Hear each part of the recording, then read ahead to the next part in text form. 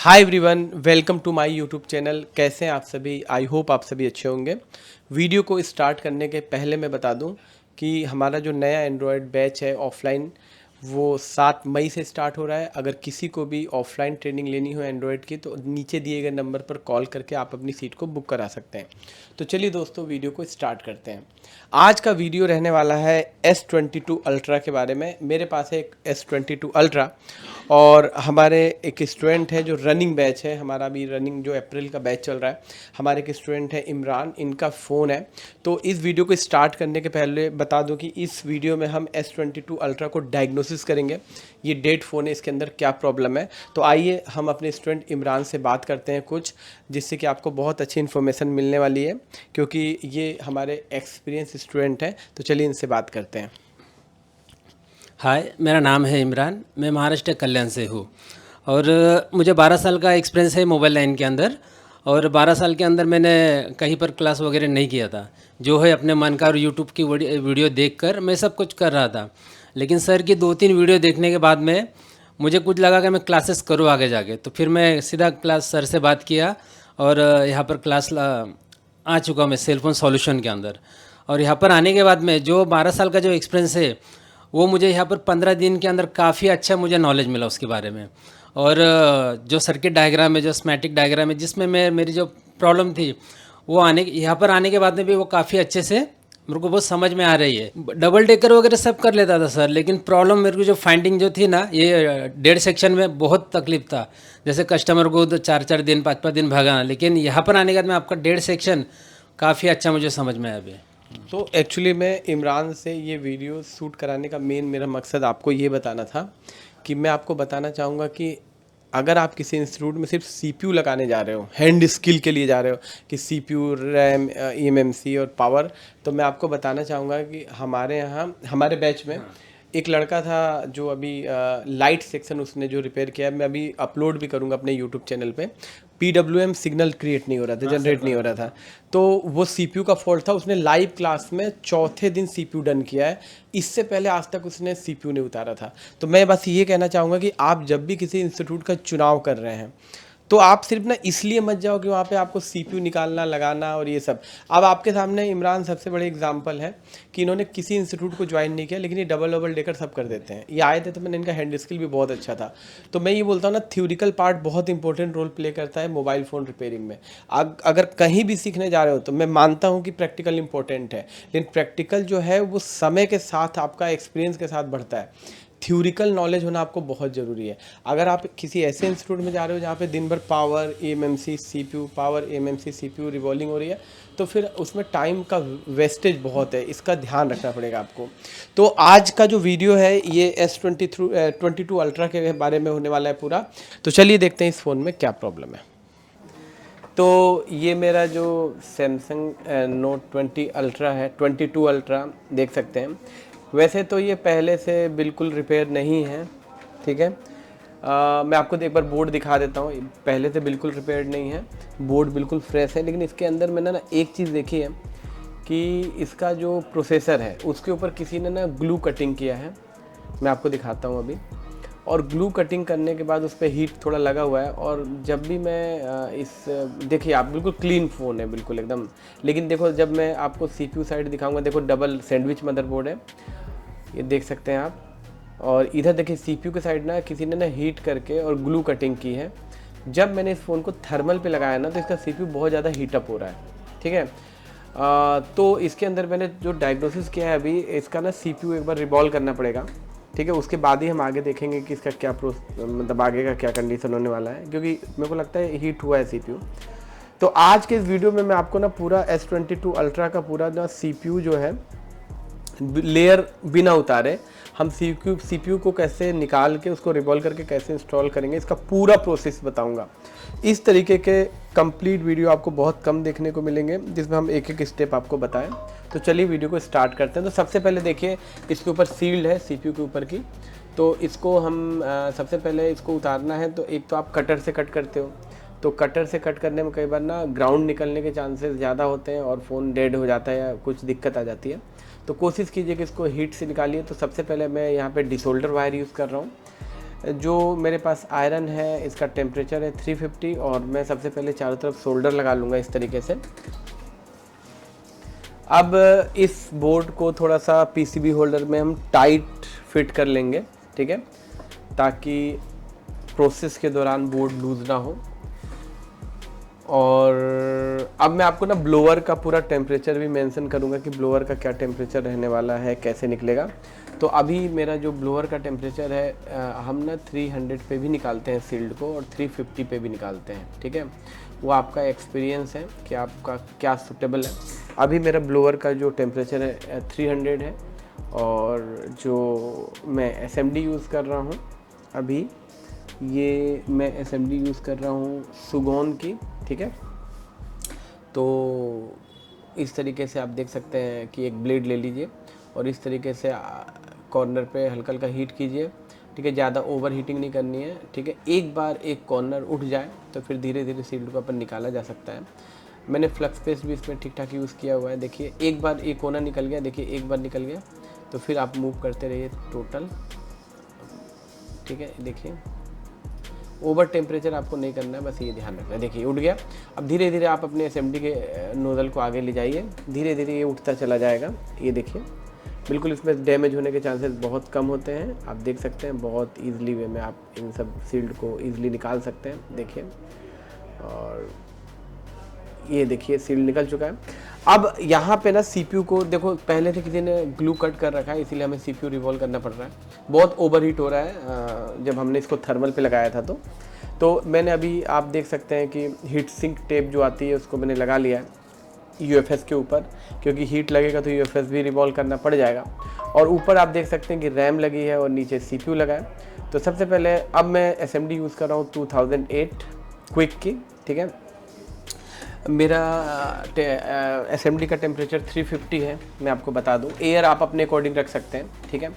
तो इस तरीके से आपको हीट करना है और मूव करते रहना है, कभी भी एसएमडी को रोकना नहीं है, होल्ड नहीं करना है, क्योंकि लेयर वाला मदरबोर्ड है, ओवर हीट हो जाएगा। और ब्लेड को आसपास कंपोनेंट्स पे या ग्राउंड पे लगाना है कि आसपास का जो सोल्डर है मेल्ट हो रहा है कि नहीं। देखिए मेल्ट होने लगा।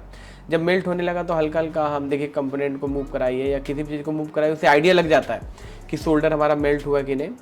और अब मैं रैम के अंदर ये ब्लेड इंसर्ट कर रहा हूँ, ठीक है। और मुझे अगर लगा कि मेल्ट हो गया है तो आराम से मैं इसको पुश कर दूंगा और रैम बाहर आ जाएगी। तो आप थोड़ा सा पेशेंस रखिए और एसएमडी 2008 यूज़ कीजिए तो क्योंकि ज़्यादा बेहतर है, इससे ख़राब होने के चांसेस रैम के बहुत कम होते हैं। तो देखिए मेल्ट तो हो गया है लेकिन थोड़ा सा टाइम ले रहे हैं हम लोग। देखिए ब्लेड इन हो चुकी है। ब्लेड थोड़ा सा इन करके एसएमडी होल्ड करके रखिएगा, एसएमडी मत उठाइएगा और धीरे से रैम ही बाहर आ जाएगी। कई बार बहुत सारे स्टूडेंट गलती करते हैं कि जब निकालने का टाइम आता है तो फिर वो एसएमडी का नोजल पे फोकस हटा देते हैं। अब इसी दौरान हम सीपीयू को भी निकालेंगे, क्योंकि अभी हीट है बोर्ड भी और सीपीयू भी, तो निकालना बड़ा आसान रहेगा। तो सीपीयू को अच्छे से ओवर हीट कर लीजिए और इस तरीके से ब्लेड इन कीजिए। अगर आपको लगता है कि ब्लेड इन करने में दिक्कत है तो आसपास के कंपोनेंट भी हटा सकते हैं। बिल्कुल आराम से आपको निकालना है। और देखिए मेल्ट तो पूरा है ही है, तो एक बार सीपीयू इन करके थोड़ा अंदर तक, बड़ा सीपीयू है, और धीरे से सीपीयू को ऐसे उठा सकते हैं अपन। ये अब इसमें एक्सपीरियंस वाली बात ये है कि कई बार जब आप करना चाहोगे तो हो सकता है आपसे प्रिंट उखड़ जाए, आप ना कर पाओ या आपसे कुछ ख़राब हो जाए। तो इसीलिए हमें ट्रेनिंग लेने की ज़रूरत पड़ती है कि इस तरीके के सीपीयू में हम कैसे काम करें। तो डेफिनेटली अगर आप इस तरीके के बड़े सीपीयू पे काम नहीं कर पाते, ट्रेनिंग लेना है, तो आप हमारे सेलफोन सॉल्यूशन को ज्वाइन कर सकते हैं। पावर आईसी से लेके किसी भी टाइप के सीपीयू पे आप काम कर सकते हैं। हम आपको ट्रेनिंग देंगे जिससे कि आप अपनी इनकम को डबल ट्रिपल कर सकते हैं। तो अब यहाँ पे मैंने सोल्डर फ्लक्स यूज़ किया है SD 360 और टेम्परेचर का आयरन 350 है। और इस तरीके से मैं पूरा सोल्डर को एक बार क्लीन कर लूँगा। इसमें वाइट ग्लू है आईसी के नीचे, तो उसको थोड़ा सा साफ़ करना होगा, बहुत अच्छे से साफ़ करना होगा पूरा। तो इस तरीके से आप देख सकते हैं कि हमने पूरा ग्लू क्लीन कर लिया है, कर रहे हैं सॉरी।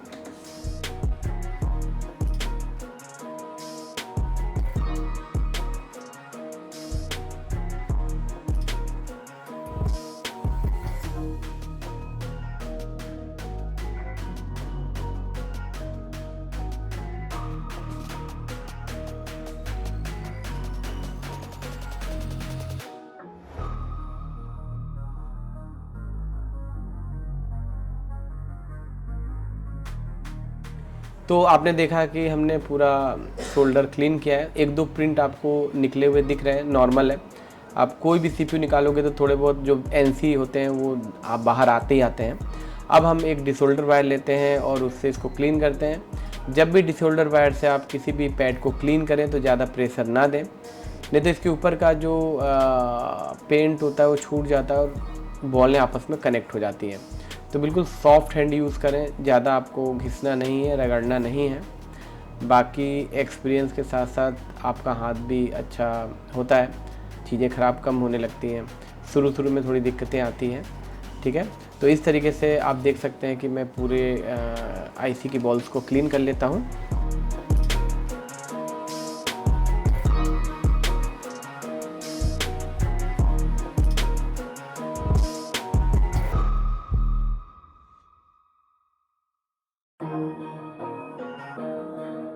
आप देख सकते हैं जो मेरा डिसोल्डर वायर है थोड़ा सा फंस रहा है, मतलब ये मैंने अभी नया आयरन ख़रीदा है सुगोन का, तो इसकी बिट इसमें इतनी स्मूथ चल नहीं रही है, इसीलिए थोड़ा सा आप देख सकते हैं कि जब भी मैं डिसोल्डर वायर यूज़ कर रहा हूँ तो थोड़ा स्मूथली यूज़ नहीं हो रहा है। मुझे भी ऐसा फील हो रहा है क्योंकि नया आयरन है, अभी 1-2 दिन में ये हो जाएगा ठीक।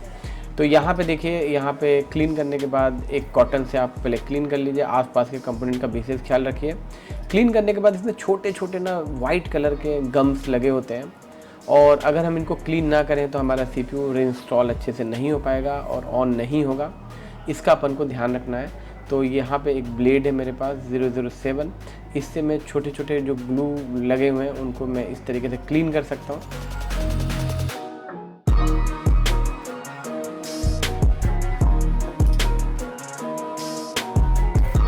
अब एक बार मैंने फिर से शोल्डर फ्लक्स लगाया और मैं यूज़ करता हूँ मैकेनिक का 360, आप भी यूज़ कर सकते हैं, बहुत अच्छा है। और एक बार फाइनल डिसोल्डिंग वायर चला देते हैं ताकि जो थोड़ा बहुत उसमें डस्ट है, कचरा है या रबर्स है और जो भी शोल्डर है वो बराबर हो जाए, और फिर हम सीपीयू इंस्टॉलिंग का प्रोसेस स्टार्ट करेंगे।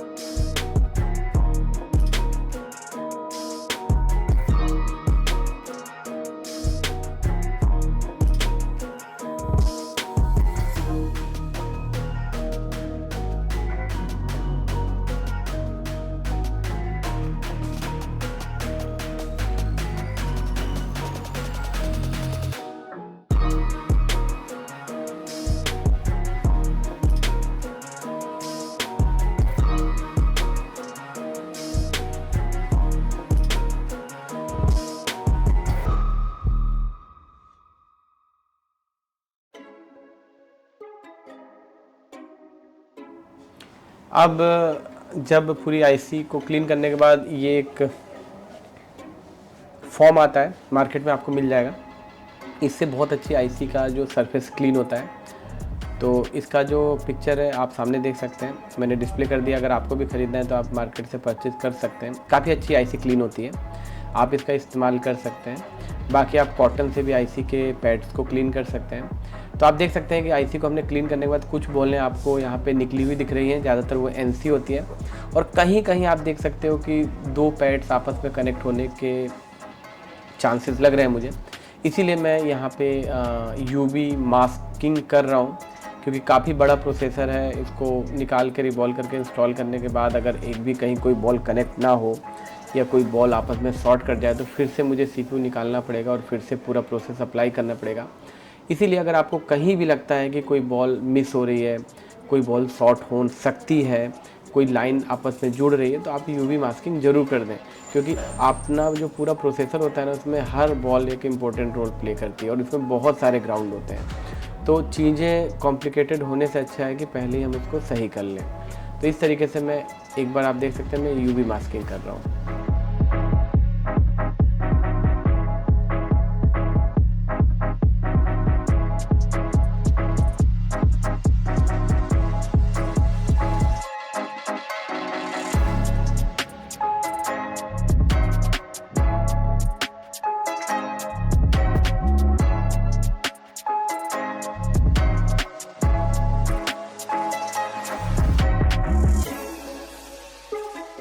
तो इस तरीके से देखा कि आपने कि ऑलमोस्ट मैंने जितने भी ओपन एरिया थे सबको यूवी से मास्किंग कर दिया है।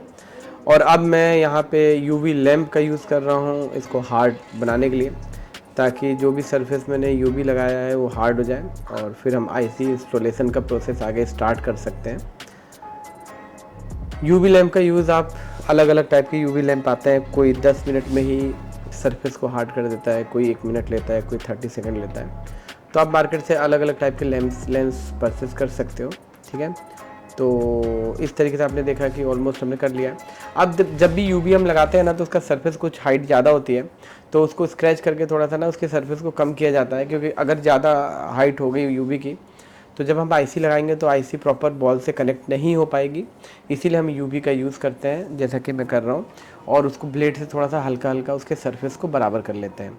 तो इस तरीके से आप जहाँ भी यूवी आपने लगाया सरफेस को प्रॉपर अच्छी तरीके से क्लीन कर लीजिए। और एक चीज़ मैं आपको और बता दूँ कि जब भी सैमसंग का कोई भी CPU पे आप काम करें तो इसमें वाइट ग्लू होता है। तो जब हम क्लीन करते हैं ना तो कई बार वो ना ग्लू आईसी बॉल के आसपास ना फंसा रह जाता है। तो जब भी हम आईसी इंस्टॉल करते हैं तो वो बॉल को कनेक्टिविटी में प्रॉब्लम करता है। तो आप माइक्रोस्कोप में एक बार ज़रूर देख लें अच्छे से कि कहीं भी कोई ग्लू रह तो नहीं गया है। ये सब चीज़ें बहुत बारीकियां हैं जो आपको देखनी चाहिए।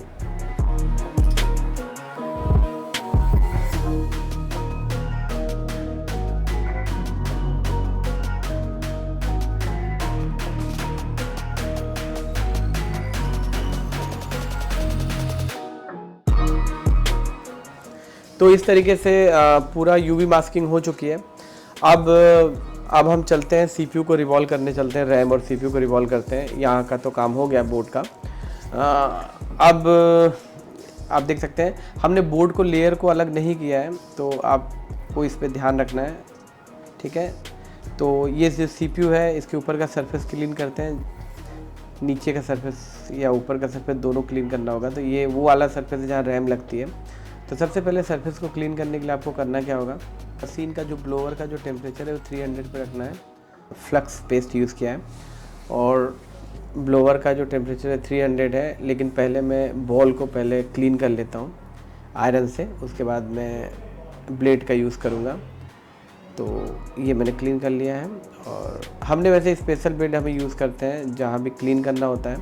तो 4 नंबर जो ब्लेड होती है उसको भी आप कॉर्नर को राउंड करके आप नई ब्लेड बना सकते हो। मार्केट से लेने से अच्छा है कि आप भी ब्लेड बना सकते हो। तो इस तरीके की ब्लेड हम बनाते हैं, बच्चों को बताते हुए कैसे बनती है। तो इस तरीके से मेरे ब्लोअर का टेम्परेचर है 300 और इस तरीके से इस ब्लेड से आप पूरी आईसीज की बॉल्स को क्लीन कर सकते हैं। आप देख सकते हैं, आप, ठीक है। और ये क्लीन हो गई। अब फ्लक्स लगा के थोड़ा सा आयरन से इसको हम बॉल्स को पूरा शेप दे देते हैं और उसके बाद से हम रिवॉल्व करना स्टार्ट करेंगे।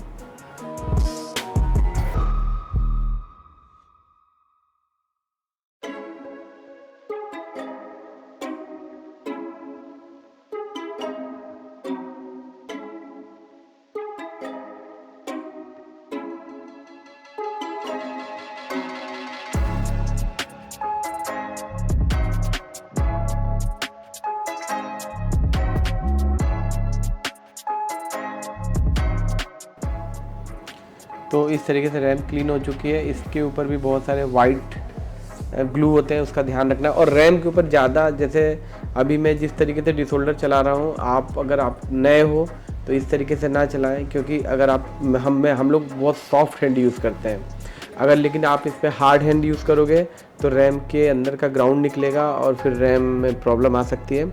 इसीलिए कभी भी आप हार्ड हैंड यूज़ ना करें और बार बार डिसोल्डर वायर को रैम पे ना रगड़ें, इसका आपको ध्यान रखना है। कॉटन से, स्पंज से ही मैंने फिर से रैम को क्लीन किया है, काफ़ी अच्छी क्लीन होती है स्पंज से। और अब कॉटन से मैं क्लीन कर रहा हूँ, ठीक है। अब हम CPU के बैक का सिरा, जो नीचे का सिरा होता है, उसको क्लीन करते हैं। तो आप देखो CPU में सबसे पहले बहुत सारे कैपेसिटर्स लगे हैं, लगभग 2, 4, 6, 8 कैपेसिटर्स हैं। तो अगर आपके पास यूनिवर्सल स्टेंसिल है तो इन कैपेसिटर्स को हटाना पड़ेगा रिवॉल्विंग करने के लिए। और आपको सेम मॉडल का अगर आपके पास स्टेंसिल है तो आप इन कैपेसिटर को लगे भी रिवॉल्विंग कर सकते हैं, ठीक है। इस चीज़ का ध्यान रखना है। तो मेरे पास तो अभी मेरे को लगता है कि यूनिवर्सल स्टेंसिल है, तो मुझे इन कैपेसिटर्स को निकालना ही पड़ेगा। तो इस तरीके से सबसे पहले बॉल्स को हम क्लीन करेंगे और अभी इसके ऊपर पूरा वाइट ग्लू लगा हुआ है उसको भी साफ़ करेंगे। तो कभी भी आयरन से पहले बॉल क्लीन कीजिए तब ब्लेड का यूज़ कीजिए। और 300 पे ये टेम्परेचर है और इस तरीके से मैं ब्लेड के थ्रू पूरे सरफेस को क्लीन कर रहा हूँ। ग्लू को देखिए, सॉफ्ट हैंड यूज़ करना है, हार्ड हैंड यूज़ नहीं करना है। इस तरीके से आप पूरा क्लीन कर सकते हो। और मैं कैपेसिटर इसीलिए निकाल रहा हूँ क्योंकि ये जो कैपेसिटर्स हैं मुझे निकालने ही पड़ेंगे, क्योंकि मेरे पास वो वाली स्टेंसिल नहीं है जो इस मॉडल की आती है। मैं यूनिवर्सल स्टेंसिल से इसको रिवॉल्व करने वाला हूँ, इसीलिए मैंने इन कैपेसिटर्स को निकाल दिया। तो मैं आपको बता दूँ, ये जो कैपेसिटर आपके मन में आता होगा, क्या इन कैपेसिटर को निकाल दिया जाए तो क्या हमारा सेट डेड होगा, ऑन होगा कि नहीं? तो मैं बता दूंगा, ये फ़िल्टर कैपेसिटर्स होते हैं और डेफिनेटली आपका सेट ऑन हो जाएगा। लेकिन टेक्निकली देखा जाए तो इन कैपेसिटर को हटाना नहीं चाहिए, लगा रहना चाहिए। कई बार आजकल सीपीयू रिवॉल्व करने के बाद ये कैपेसिटर शॉर्ट हो जाते हैं, क्रैक हो जाते हैं और हमारा फ़ोन लो हाई बूटिंग लेने लगता है। तो कई बार इन कैपेसिटर्स को हटाना पड़ता है। तो मैं आपको बताना चाहूँगा कि इन कैपेसिटर के बिना भी सेट ऑन हो जाता है, ठीक है? तो आपको इसके लिए घबराने की ज़रूरत नहीं है। आजकल जितने भी आईफोन के प्रोसेसर्स हैं उसमें भी ये कैपेसिटर्स आते हैं, शेप अलग है, आईसी के फॉर्म में आते हैं और इसमें भी लगते हैं। अब मैं डिसोल्डर वायर से पूरी बॉल्स को क्लीन कर रहा हूँ।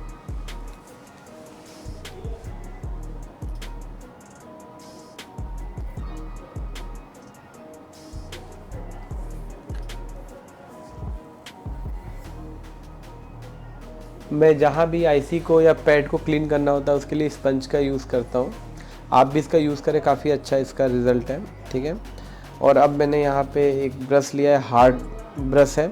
इससे थोड़ा सा अगर मैं सीपीयू को क्लीन करता हूँ तो इसके ऊपर जो रबर्स लगे हैं, गम्स लगे हैं वाइट वाले, वो बहुत अच्छे से क्लीन हो जाते हैं। तो लास्ट में आप ब्रश का भी यूज़ इस तरीके से कर सकते हो, जो गंदगी लगी होती है ना वो पूरी निकल जाती है। और ये देखिए, और जो हार्ड ब्रश होता है और ये जो बॉल्स होती है ना, जो ब्लैक ब्लैक होती हैं, कई बार वो भी सही हो जाती हैं ताकि रिबॉलिंग में कोई दिक्कत ना आए, ठीक है? तो इस तरीके से करना है आपको काम। तो इस तरीके से देखिए, कॉटन से मैंने क्लीन किया और ये पूरा सीपीयू हमारा प्रॉपर क्लीन हो गया। तो इस तरीके से आपको काम करना है, बिल्कुल नीट एंड क्लीन और कोई दिक्कत ना है। इस तरीके से देखिए मैं क्लीन कर रहा हूँ सीपीयू, कितना अच्छा से ये क्लीन हो रहा है। अब बारी आती है रैम की। तो रैम को भी क्लीन करते हैं। तो जैसे कि आपको पता है, सबसे पहले सोल्डरिंग स्टेंसिल से क्लीन करेंगे बॉल्स को और उसके बाद ही हम इसमें ब्लेड का यूज़ करेंगे। पहले फ्लक्स लगाते हैं और आयरन का टेम्परेचर होगा 320 कर सकते हैं और पहले क्लीन कर लीजिए और अब ब्लेड से इसको क्लीन कर लीजिए।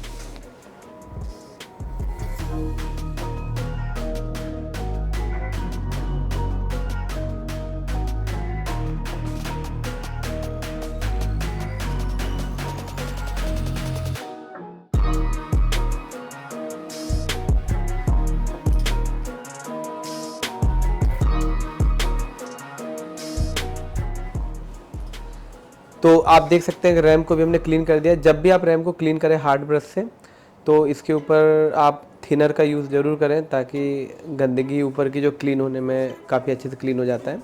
देखिए, बॉल्स भी क्लीन हो गई और रैम के ऊपर की जो ग्लू था वो भी क्लीन हो गया। तो इस तरीके से आपने देखा कि हमने सीपीयू और रैम को कितने अच्छे से क्लीन किया है। अब स्टार्ट करते हैं इसकी रिबॉलिंग करना, ठीक है? थोड़ा सा और मैं इसको क्लीन इसीलिए कर रहा हूँ कि अगर कहीं भी थोड़ा भी अगर ग्लू रह गया तो फिर रिबॉलिंग में नई दिक्कत आती है, या कोई बॉल ब्लैक रह गई तब भी कोई इसमें प्रॉब्लम आती है। तो मैं आपको एक बात बता दूं कि अभी मेरे पास यूनिवर्सल स्टेंसिल है, तो ये जो कैपेसिटर्स लगे थे ना, यहाँ पे मुझे यूवी लगाना पड़ेगा, क्योंकि जब उससे मैं इसको रिवॉल्व करूँगा ना तो फिर ये यहाँ पे सोल्डर चिपक जाएगा और फिर वो सीपीयू इंस्टॉलेशन में दिक्कत करेगा। तो अगर आप यूनिवर्सल स्टेंसिल से अगर रिवॉल्व कर रहे हैं तो जहाँ पे कैपेसिटर्स लगे थे इनको आप यूवी से कवर कर लो इस तरीके से, और तब आप रिवॉल्व कर सकते हो यूनिवर्सल स्टेंसिल से। इस चीज़ का आपको ध्यान रखना है। देख सकते हैं आप ऐसे। तो इस तरीके से आपने देखा कि मैंने सीपीयू पे पूरा यूवी लगा लिया है और इसको हम थोड़ा हार्ड कर लेते हैं। और अब हम चलते हैं CPU को रिवॉल्व करने के लिए। यूवी लगाने के बाद थोड़ा सा आपको ब्लेड से इसके सरफेस को क्लियर करना होगा, क्योंकि अगर हाइट ज़्यादा हुई यूवी की तो CPU को इंस्टॉल करने में दिक्कत आएगी। तो इस तरीके से 11 नंबर ब्लेड से आप हल्का हल्का यूवी को स्क्रैच कर सकते हैं। तो इस तरीके से हमने CPU पे यूवी मास्किंग कर लिया। अब चलते हैं रिवॉल्व करने। मेरे पास यूनिवर्सल स्टेंसिल है, जैसा कि मैं आपको ऑलरेडी बता चुका हूँ। तो थोड़ा बड़ा प्रोसेसर है, तो कभी आप जब रिवॉल्व करोगे तो हो सकता है 1-2 बोल ना बने या दिक्कत आए, तो आप नया स्टेंसिल यूज़ करो, नया स्टेंसिल प्रॉपर। और जो मैं यूज़ कर रहा हूँ PPD BGA पेस्ट 183 है।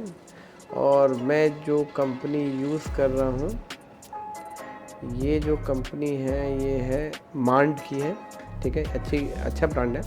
तो PPD को आप पहले ड्राई कर लोगे अच्छे से। देखो बिल्कुल ड्राई है PPD मेरा, इसमें थोड़ा भी लिक्विड नहीं है। आप कॉटन पे इसको ड्राई करोगे, देखो इस तरीके से।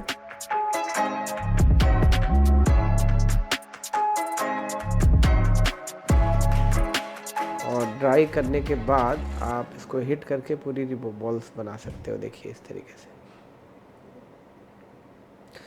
टेम्परेचर हमारा ब्लोअर का टेम्परेचर है 300।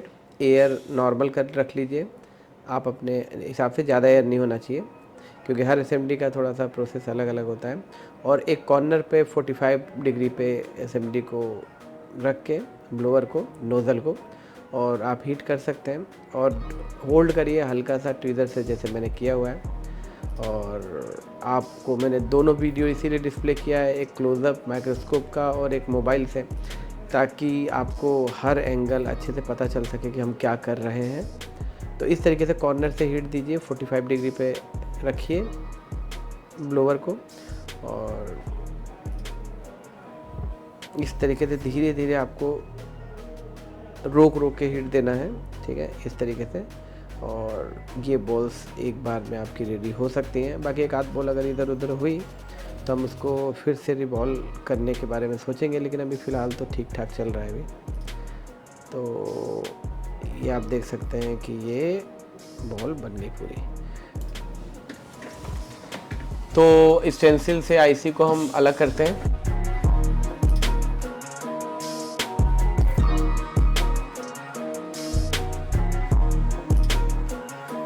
अगर कोई बॉल बड़ी छोटी होती तो फिर CPU निकालने में दिक्कत होती है।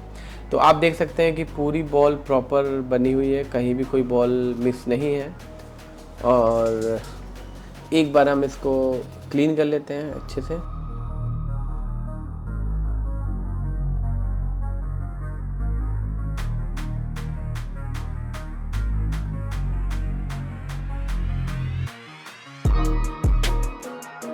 इस तरीके से ब्रश से एक बार इसको आप क्लीन कर लीजिए अच्छे से। और एक बार अब रैम को भी रिवॉल्व कर लिया जाए। CPU तो रिवॉल्व हो चुका है, तो इस तरीके से स्टेप बाय स्टेप आपको काम करना है।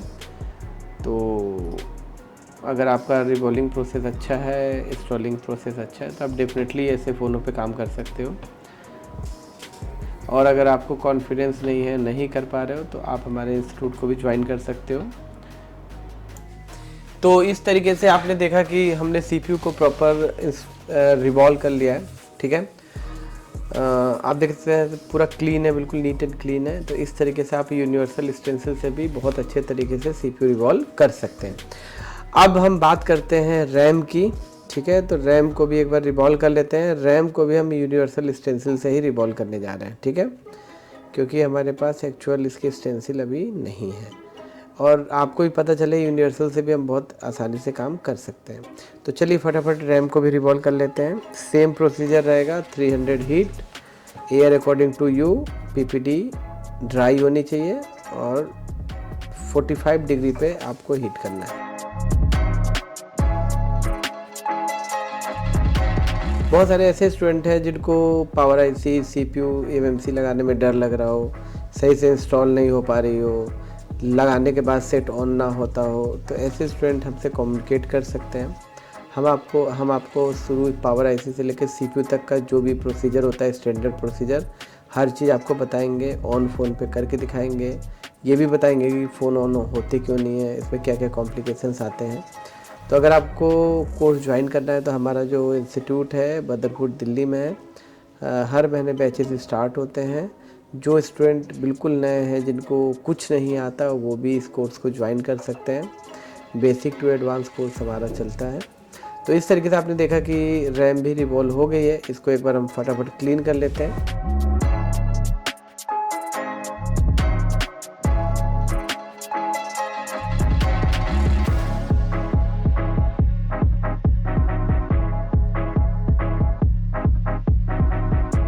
तो आपने देखा कि रैम भी हमारी कंप्लीट क्लीन हो गई है।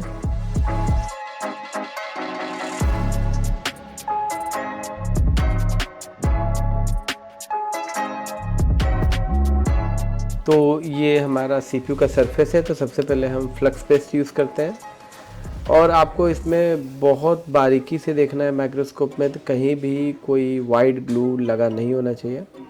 तो फ्लक्स पेस्ट लगाते हैं और फ्लक्स पेस्ट को चारों तरफ आप राउंड कर लें, ठीक है।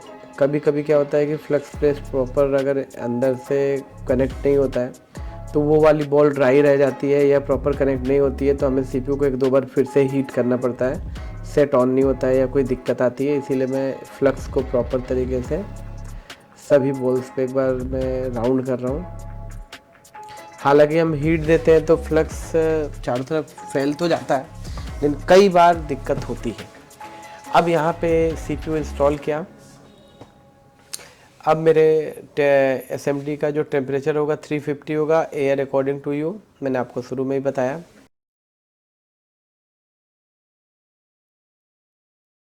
तो एक बार मैं सीपीयू के लोकेशंस को अच्छे से सेट करता हूँ,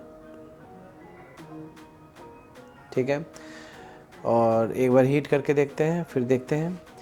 आपको जब भी सीपीयू पावर या कोई भी आईसी को जब आप इंस्टॉल करते हो तो उसको मूव कराना बहुत ज़रूरी होता है, तभी पता चलता है कि आईसी हमसे प्रॉपर लगी है कि नहीं।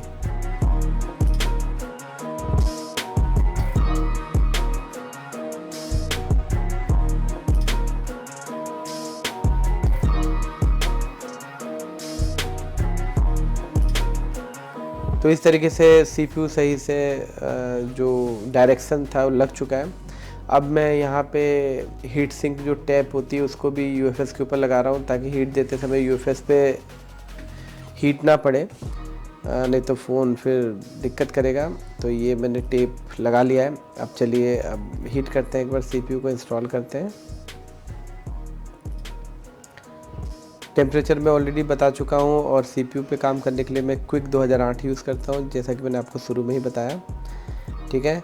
इसकी जो एयर है नॉर्मली 350-100 पे हम लोग रखते हैं, 350 टेम्परेचर और 100 एयर। बाकी आपका एक्सपीरियंस है कि आप किस तरीके से काम करते हो, ठीक है। सबका अपना अपना मेथड है। तो इस तरीके से मूव करते रहिए। स्टेंसिल को रोकिए, ब्लोवर को रोकना नहीं है, क्योंकि पीछे लेयर है, ओवर हीट होगा तो उसमें भी दिक्कत आ सकती है। तो एसएमडी को मूव करते रहना है और जब आपको लगे कि आईसी इंस्टॉल हो गई तो थोड़ा सा मूव कराइए इस तरीके से, ज़्यादा मूव मत कराइए, नहीं तो अंदर बॉलें शॉर्ट कर जाएंगे। तो इस तरीके से हल्का हल्का इसको आप क्या कर सकते हो, देखो मूव कर सकते हो। देखो ये इस तरीके से, देखिए कितना अच्छा मूव हो रहा है, देखिए कितना अच्छा मूव हो रहा है। तो इस तरीके से एक दो बार मूव करा के देख लीजिए, तो इससे प्रॉपर बॉलें एडजस्ट हो जाती है। अब मैं रैम इंस्टॉल करने जा रहा हूँ, क्योंकि इस फ़ोन में मैंने चेक किया इसमें पोर्ट नहीं बन रहा है। लेकिन ऐसा नहीं है इसका मतलब कि सीपीयू सही से इंस्टॉल नहीं हुआ। कई सारे फ़ोन में यूएसबी की इशूज़ होती है, तब भी पोर्ट नहीं बनता है, या नॉर्मली आप कई सारे फ़ोन पोर्ट नहीं बनाते हैं। तो चलिए रैम को इंस्टॉल करते हैं, ठीक है। तो इसकी रैम इसके सीपीयू से इसके साइज़ में छोटी है, तो इसको आपको सही डायरेक्शन में सही तरीके से देखना पड़ेगा। तो इसको मैं थोड़ा एडजस्ट कर लेता हूँ। इसके बाद इसमें भी टेम्परेचर सेम रहेगा 350, और रैम को हम एक बार इंस्टॉल कर लेते हैं।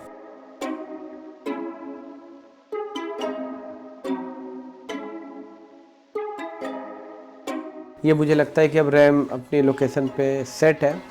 अब चलिए हीट मारते हैं और रैम को भी लगाते हैं। अगर थोड़ा भी आपको डाउट लगता है इसके लेफ़्ट राइट कहीं अगर ज़्यादा मूव कर रही है तो उस कंडीशन में आप देख सकते हैं। वो जो ऊपर आईसी कॉर्नर पे लगी है ना, वो थोड़ी सी हिल गई थी, इसीलिए मैंने वहाँ पे फ्लक्स पेस्ट लगा के एक बार हीट दूंगा तो वो भी थोड़ा सेट हो जाएगी, क्योंकि जब मैंने सीपीयू उठाया था तो थोड़ा उसमें मूवमेंट हुई थी। तो देखिए अपन हीटअप करते हैं और रैम को भी थोड़ा मूव कराना ज़रूरी है, तभी कंफर्म होगा कि रैम प्रॉपर लगी है कि नहीं।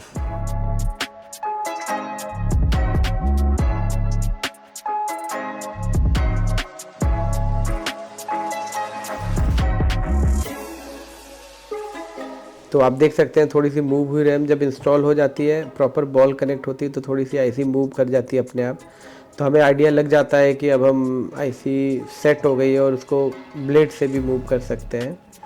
इस पे ज़्यादा आपको मूव करेंगे तो दिक्कत है, तो हल्का सा ये इस टाइप से मूव कर सकते हैं। तो इस तरीके से रैम भी इंस्टॉल हो गई और सीपीयू भी इंस्टॉल हो चुका है, ठीक है।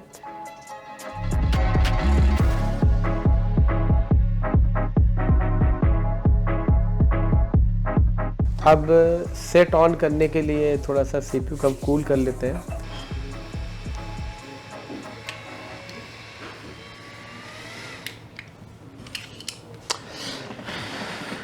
तो आपने देखा कि मैंने आपको पूरा प्रोसीजर बताया कि किस तरीके से इसका सीपीयू मैंने रिवॉल्व किया। इस वीडियो को बनाने का मेन मकसद था कि ऐसे अगर बड़े फ़ोन है S22 अल्ट्रा जैसे फ़ोन है और अगर आपको इसका सीपीयू पे काम करना हो या इसकी लेयर पे काम करना हो तो ये इतना मुश्किल भी नहीं है। आप हमारे कोर्स को ज्वाइन कर सकते हो, हम उसमें इसके सीपीयू की भी ट्रेनिंग देंगे और इसके लेयर की भी ट्रेनिंग देंगे। हमारे जो भी पुराने स्टूडेंट हैं जिन्होंने हमसे कोर्स किया था वो अपडेट हो सकते हैं इस तरीके से।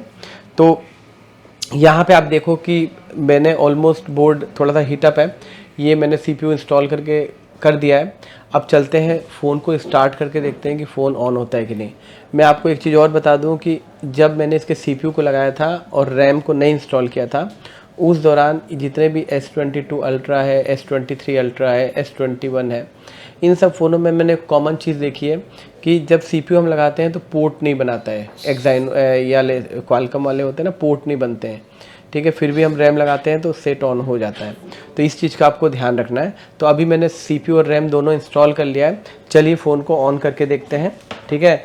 ये 1 अटेम्प्ट है, हमने इसके एक बार में ही लगाया है। अब देखते हैं ऑन करके, कई बार हमें रैम को रीहॉट करना पड़ता है, रैम इंस्टॉल नहीं होती तो सेट ऑन नहीं होता है। तो चलिए देखते हैं और फिर आगे देखेंगे कि कैसे क्या करना है। एक बार पहले ऑन करके देखते हैं।